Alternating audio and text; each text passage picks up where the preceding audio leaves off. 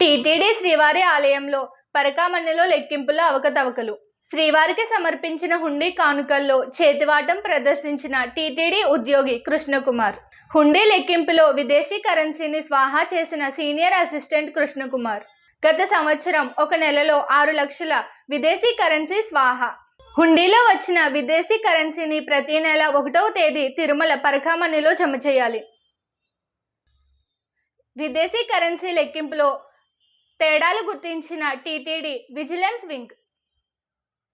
Senior assistant Krishnakumar అవకతవకలకు పాల్పడినట్లు గుర్తించిన విజిలెన్స్ వింగ్. నివేదికను టీటీడీ ఈవో శ్యామలారావుకు సమర్పించిన విజిలెన్స్ వింగ్.